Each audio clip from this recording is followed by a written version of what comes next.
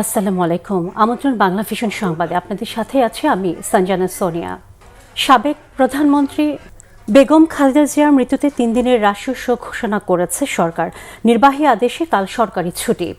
দর্শক, জাতির উদ্দেশ্যে ভাষণ দিচ্ছেন প্রধান উপদেষ্টা। আপনাদের সরাসরি নিয়ে যাচ্ছি সেখানে।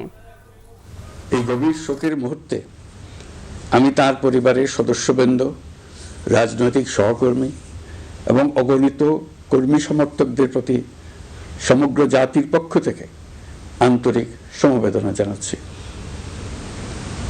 মহান আল্লাহর কাছে আমার প্রার্থনা, তিনি যেন আমাদের সবাইকে এই গভীর শোক কাটিয়ে ওঠার শক্তি দান করেন। বেগম খালেদা জিয়া ছিলেন বাংলাদেশের রাজনীতিতে এক পরম মহিমান্বিত ব্যক্তিত্ব। গণতন্ত্র, বহুদলীয় রাজনৈতিক সংস্কৃতি এবং জনগণের অধিকার প্রতিষ্ঠার সংগ্রামে তার অসামান্য ভূমিকা ইতিহাসে অম্লান হয়ে থাকবে। স্বৈরাচার ও ফেসিবাদের বিরুদ্ধে তার আপসহীন নেতৃত্ব বারবার জাতিকে গণতন্ত্রহীন পরিস্থিতি থেকে উত্তরণের পথ দেখিয়েছে এবং মুক্তির প্রেরণা জুগিয়েছে। দেশ ও জাতির প্রতি তার সমুজ্জ্বল অবদান জাতি চিরকাল শ্রদ্ধার সাথে স্মরণ করবে।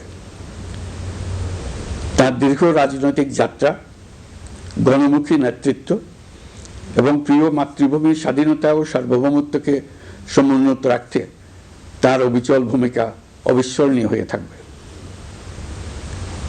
এমন একজন মহান দূরদর্শী ও নিখাদ দেশপ্রেমিক নেত্রীর শূন্যতা পূরণ হবার নয়।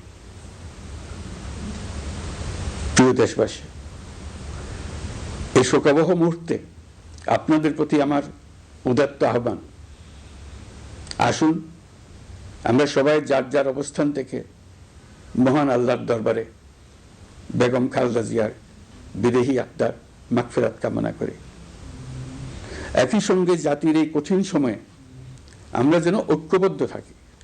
শোকের এই সময়ে কেউ যেন অস্থিতিশীলতা বা নাশকতার অপচেষ্টা চালাতে না পারে, সে বিষয়ে আমি সবাইকে সজাগ থাকার আহ্বান জানাচ্ছি। এই সময়ে আমাদের সবার দায়িত্বশীল ভূমিকা পালন করা অত্যন্ত জরুরি।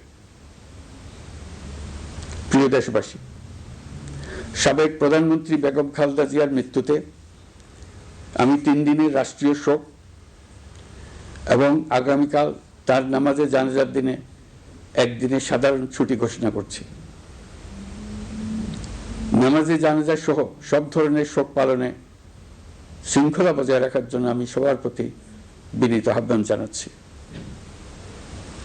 প্রিয় দেশবাসী, আমি জানি আপনারা সবাই এই সময়ে অনেক আবেগাপ্লুত।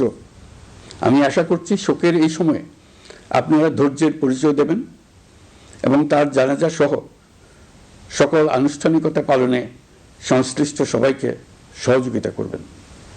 মহান আল্লাহ তাআলা আমাদের সকলকে ধৈর্য, শক্তি ও ঐক্যবদ্ধ থাকার ক্ষমতা দেন। আল্লাহ হাফিজ। দর্শক, এতক্ষণ আপনারা দেখছিলেন জাতির উদ্দেশ্যে প্রধান উপদেষ্টার ভাষণ। চলে যাচ্ছে অন্যান্য প্রসঙ্গে। সাবেক প্রধানমন্ত্রী ও বিএনপি চেয়ারপারসন বেগম খালেদা জিয়ার নেই, ঘটল রাজনীতির এক মহাকাব্যের অবসান। আগামীকাল বাদ জোহর রাজধানীর মানিক মিয়া অ্যাভিনিউতে বেগম জিয়ার জানাজা শেষে শহীদ জিয়ার কবরের পাশে দাফন করা হবে তাকে। বেগম খালেদা জিয়ার মৃত্যুতে 3 দিনের রাষ্ট্রীয় শোক ঘোষণা করেছে সরকার। নির্বাহী আদেশে কাল সরকারি ছুটি। রাজধানীর এভারকেয়ার হাসপাতালে মঙ্গলবার সকাল 6টার দিকে শেষ নিঃশ্বাস ত্যাগ করেন তিনি। তার মৃত্যুতে শোকাহত গোটা দেশ। বেগম খালেদা জিয়ার মৃত্যুকে জাতির অপূরণীয় ক্ষতি বলেছেন দলের মহাসচিব মির্জা ফখরুল ইসলাম আলমগীর। প্রিয় নেত্রীর মৃত্যুতে 7 দিনের শোক ঘোষণা করেছে বিএনপি। কেন্দ্রীয় কার্যালয় সহ সারা দেশের দলীয় কার্যালয়ে কালো পতাকা উত্তোলন করা হবে। পাশাপাশি সকল স্তরের নেতাকর্মীরা কালো ব্যাজ ধারণ করবেন। 7 দিনব্যাপী দোয়া মাহফিল অনুষ্ঠিত হবে। এছাড়া গুলশানে চেয়ারপারসনের কার্যালয়, নয়াপল্টনে কেন্দ্রীয় কার্যালয় সহ সারা দেশে দলীয় কার্যালয়ে রাখা হবে শোক বই। বেগম খালেদা জিয়ার মৃত্যুতে শোক জানিয়েছেন প্রধান উপদেষ্টা ডক্টর মোহাম্মদ ইউনূস ও জামায়াত আমির ডাক্তার শফিকুর রহমান। দর্শক, এভারকেয়ার হাসপাতালের সামনে আমাদের সহকর্মী রহমান রয়েছেন। আমরা সরাসরি চলে যাচ্ছি তার কাছে। রহমান, আপনি শুনতে পাচ্ছেন আমাকে? ওখানে সর্বশেষ পরিস্থিতি সম্পর্কে আমাদের জানাবেন। উৎসুক নেতাকর্মীরা জানতে চাচ্ছেন যে কখন বিএনপি চেয়ারপারসন বেগম খালেদা জিয়ার জানাজা হবে, কোথায় জানাজাটা হবে এবং কোথায় দাফন করা হবে, এবং শেষ মুহূর্তে তারা এসে বেগম জিয়ার জন্য, তার রুহের মাগফিরাতের জন্য দোয়া করছেন। অনেক নেতাকর্মী এখানে আসছেন এবং তার সময় যতই যাচ্ছে এখানে নেতাকর্মী এবং সাধারণ মানুষের ভিড় কিন্তু আপনারা লক্ষ্য করবেন বেগম খালেদা চেষ্টা করেছেন, তার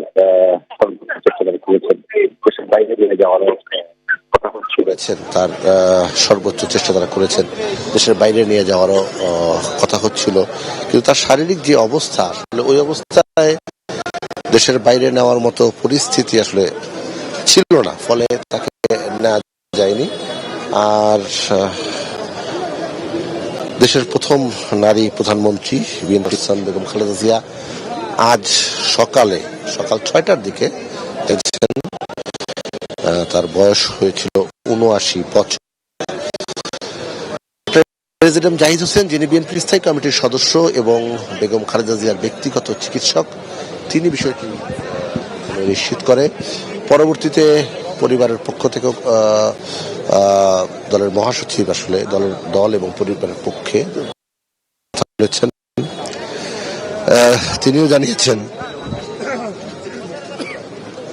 যে ভোর 6টায় বেগম জিয়া মারা গেছেন। এ সময় হাসপাতালে কিন্তু বেগম খালেদা জিয়ার বড় ছেলে তারেক রহমান, তার স্ত্রী ডাক্তার জুবাইদা রহমান, সাইমা রহমান এবং বেগম খালেদা জিয়ার ছোট ছেলে আরাফাত রহমান কোকোর স্ত্রী সৈয়দা শারমিলা রহমান এবং তার দুই মেয়ে জাহিয়া রহমান, জাফিয়া রহমান ছিলেন, হসপিটালেই ছিলেন।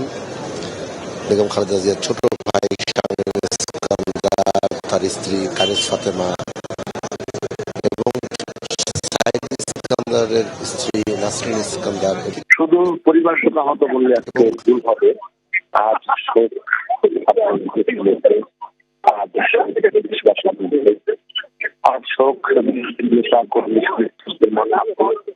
আজ বাংলা ভাষাভাষী বাইরে আছেন তাদের মধ্যে, এর মধ্যে আন্তর্জাতিক গণমাধ্যমে গুরুত্বের সঙ্গে হচ্ছে বেগম খালেদা জিয়া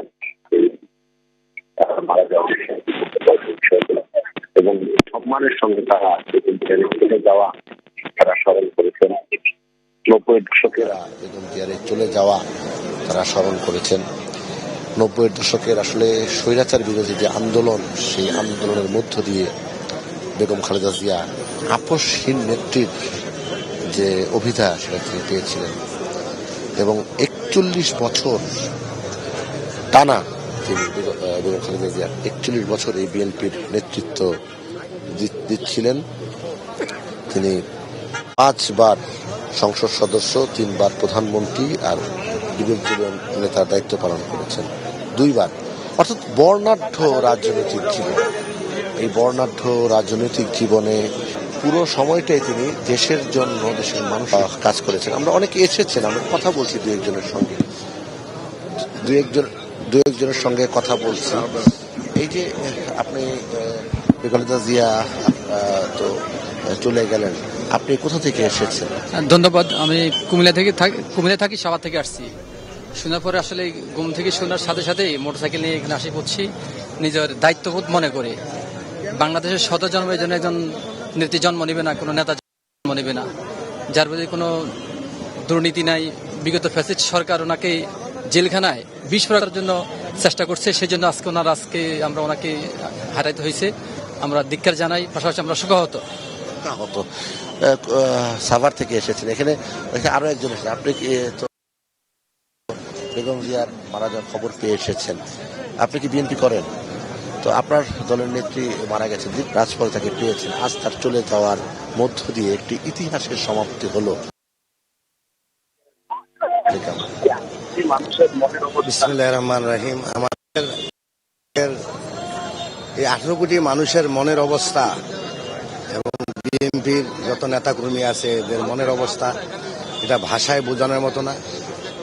আকাশের একটা তারা যেন খসে পড়ছে আমাদের এদেশের 18 কোটি মানুষের দেশনেত্রী বেগম খালেদা জিয়া আমাদের মাঝ থেকে চিরবিদায় নিয়ে। দর্শক, যমুনায় আইন উপদেষ্টার ভাষণ চলছে, আমরা সরাসরি আপনাদেরকে ব্রিফিং চলছে, আমরা সেখানে আপনাদেরকে নিয়ে যাচ্ছি। সিদ্ধান্ত হয় যে বাংলাদেশে যত দূতাবাস আছে পৃথিবীর বিভিন্ন প্রান্তে সেখানে শোক বই খোলা হবে। সভায় বিশেষ আমন্ত্রণে অংশ নেয় বিএনপি মহাসচিব জনাব মির্জা ফখরুল ইসলাম আলমগীর। তিনি সাবেক প্রধানমন্ত্রী বেগম খালেদা জিয়ার পক্ষ থেকে, খালেদা জিয়ার পরিবার, বেগম খালেদা জিয়ার পরিবার এবং দলের পক্ষ থেকে অন্তর্বর্তীকালীন সরকারের প্রতি কৃতজ্ঞতা প্রকাশ করেন এবং বেগম জিয়ার নিরাপত্তা সহ সকল ক্ষেত্রে প্রয়োজনীয় সহযোগিতা প্রদান করার জন্য ধন্যবাদ জানান। মির্জা ফখরুল ইসলাম আলমগীর সাহেব আমাদের সভাকে অবহিত করেন যে আগামীকাল বুধবার বাদ জোহর জাতীয় সংসদের দক্ষিণ প্লাজা এবং এর সংলগ্ন মানিক মিয়া এভিনিউতে বেগম খালেদা জিয়ার জানাজা অনুষ্ঠিত হবে। জানাজার পর তাকে শহীদ রাষ্ট্রপতি, বীর মুক্তিযোদ্ধা রাষ্ট্রপতি জিয়াউর রহমানের পাশে দাফন করা হবে। ওনার দাফন করা হবে শহীদ রাষ্ট্রপতি জিয়াউর রহমানের পাশে। আজকে সভায় বেগম জিয়ার দাফন এবং জানাজা সম্পর্কিত বিষয়ে সরকার সব ধরনের সহযোগিতা প্রদান করবে বলে জানিয়েছেন মাননীয় প্রধান উপদেষ্টা। মাননীয় প্রধান উপদেষ্টা ডক্টর মোহাম্মদ ইউনূস সভায় বেগম জিয়ার বিষয়ে বিভিন্ন স্মৃতিচারণ করেন। একটা কথা বলতেই হচ্ছে, উনি আমাদেরকে মনে করিয়ে দেন শেষ যখন দেখা হয়েছিল বেগম জিয়া ওনার সাথে একান্তে অনেকক্ষণ কথা বলেছিল। আপনারা জানেন সেনা সদরে যে অনুষ্ঠিত হয়েছিল প্রোগ্রাম, সেখানে উনি অত্যন্ত উৎফুল্ল ছিলেন, সবার সাথে কথা বলেছেন এবং উনি সেগুলি স্মৃতিচারণ করেছেন মাননীয় প্রধান উপদেষ্টা। এবং উনি এটা বারবার বলেছেন যে আজকে এরকম এই জাতির এই বিশেষ মুহূর্তে আমাদের বেগম খালেদা জিয়ার উপস্থিতি অনেক প্রয়োজন ছিল। গোটা জাতি উনার জন্য দোয়া করেছে, আল্লাহর ইচ্ছা উনি চলে গেছেন। কিন্তু বাংলাদেশের ইতিহাসে, বাংলাদেশের প্রতিটি মানুষের হৃদয়ে, বাংলাদেশের প্রতিটি আত্মমর্যাদাশীল গণতন্ত্রকামী দেশপ্রেমিক মানুষের হৃদয়ে উনার অবস্থান অক্ষয় অবিনশ্বর হয়ে থাকবে। আমি ব্যক্তিগতভাবে মনে করি বাংলাদেশের ইতিহাসে এত শ্রদ্ধা, এত সম্মান, এত ভালোবাসা নিয়ে এরকম একজন নেতৃত্ব চলে যাওয়া, এটা একটা বিশেষ মুহূর্ত এবং আমরা বাংলাদেশের প্রতিটা মানুষ এই শোকে একত্রিত হয়েছি। একত্রে আমরা আগামীকাল শোক দিবস পালন করব, এরপরে 2 দিন শোক দিবস পালন করব। সবাই আমরা বেগম খালেদা জিয়ার প্রতি যথার্থ সম্মান প্রদর্শনের জন্য, ওনার সম্মান প্রদর্শন, ওনার যে দাফন কাজ হবে সেটা আমরা অত্যন্ত শৃঙ্খলার সাথে আফগান পরিবেশে আমরা আমাদের সবার দায়িত্ববোধ থেকে সুশৃঙ্খলভাবে এই অনুষ্ঠানগুলো আমরা দাফন এবং জানাজার যে কর্মসূচি রয়েছে সেগুলি আমরা পালন করব, এই প্রত্যাশা আমরা ব্যক্ত করছি। ধন্যবাদ। আপনি আগের সময় নির্দয় আচরণের কথা বললেন, ওনাকে একটা প্রহসনমূলক রায়ে ওনাকে জেলখানায় পাঠিয়ে অকথ্য নির্যাতন করা হয়েছে। বেগম খালেদা জিয়াকে যেই মামলায় দোষী সাব্যস্ত করা হয়েছে, এটা যে প্রহসনের একটা রায় ছিল, এটা যে একটা সম্পূর্ণ সাজানো রায় ছিল, এটা আমাদের সর্বোচ্চ আদালতের আপিল এবং রিভিউয়ের মধ্যে দিয়ে প্রমাণিত হয়েছে। সর্বোচ্চ আদালত সুপ্রিম কোর্টের আপিলের ডিভিশনের রায়ের মধ্যে বারবার বলা হয়েছে যে বেগম জিয়াকে যেই মামলায় সাজা দেওয়া হয়েছে সেটা সম্পূর্ণ রংলি, উদ্দেশ্য প্রণোদিতভাবে, জিজ্ঞাসাপ্রসূতভাবে ওনাকে সাজা দেওয়া হয়েছিল।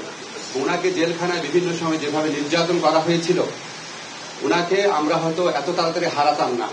আমি ব্যক্তিগতভাবে মনে করি বেগম জিয়ার এই মৃত্যুর পিছনে ফ্যাসিস্ট যে প্রধানমন্ত্রী ছিলেন শেখ হাসিনা এবং ওনার যে সরকার আছে অবশ্যই তার দায় রয়েছে।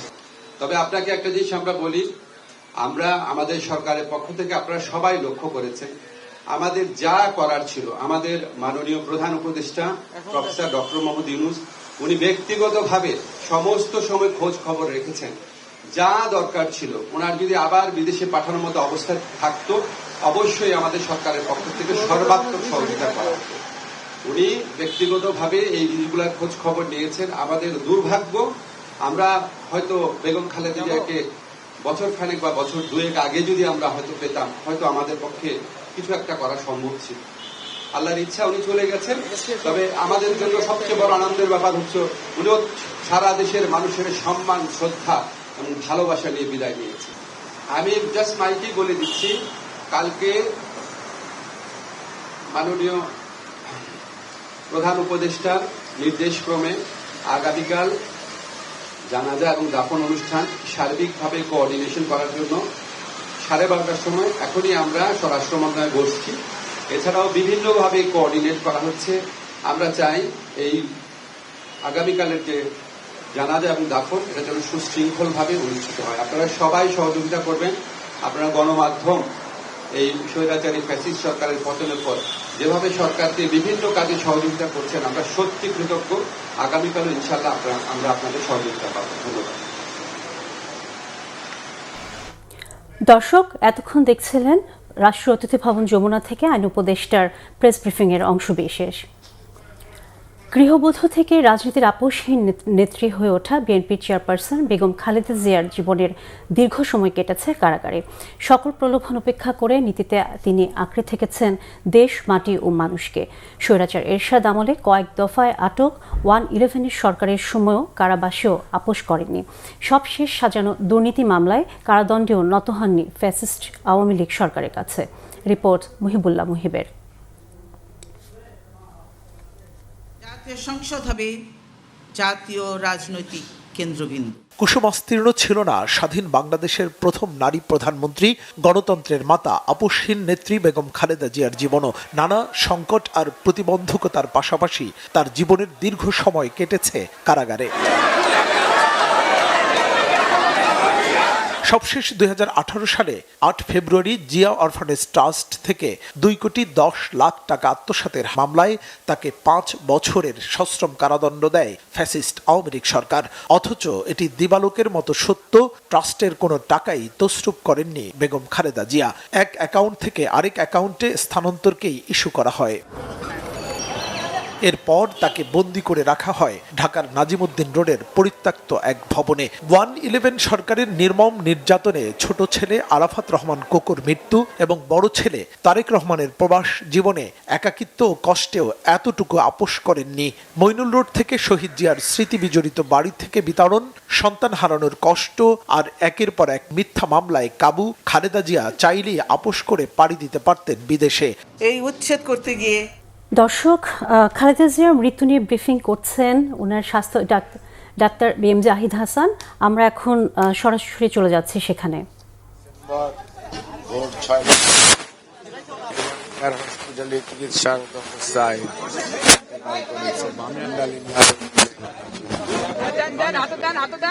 আল্লাহ রাব্বুল আলামিন ওনাকে বেহেশত নসিব করুক এবং ওনাকে বেহেশতের সর্বোচ্চ আসনে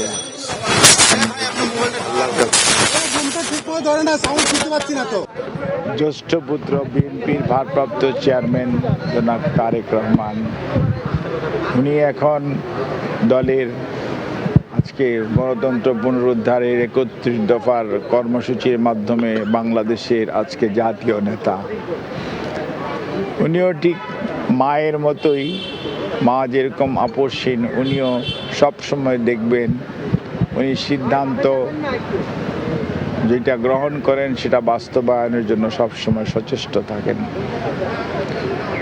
এবং দেশনেত্রী বেগম খালেদা জিয়া, ওনারকে আজকে আমরা হারিয়েছি, কিন্তু আজকে দেশ একটা অভিভাবক হারিয়েছে। এটা বিএনপি যে খালি তার চেয়ারপারসনকে হারিয়েছে তা না, তার প্রমাণ উনি যখন অসুস্থ হয়ে যখনই হসপিটালে ভর্তি হতেন, হয়তো স্বৈরাচারের সময় স্বৈরাচারী সরকার ওনার খোঁজ খবর নিতেন না, কিন্তু অন্য রাজনৈতিক দলের নেতৃবৃন্দ এবং বাংলাদেশ জাতীয়তাবাদী দলের সকল স্তরের নেতাকর্মীরা সব সময় ওনার স্বাস্থ্যের ব্যাপারে খুবই সতর্ক থাকতেন, খোঁজ খবর নিতেন, উদ্বেগ প্রকাশ, উৎকণ্ঠার মধ্যে দিনাতিপাত করতেন।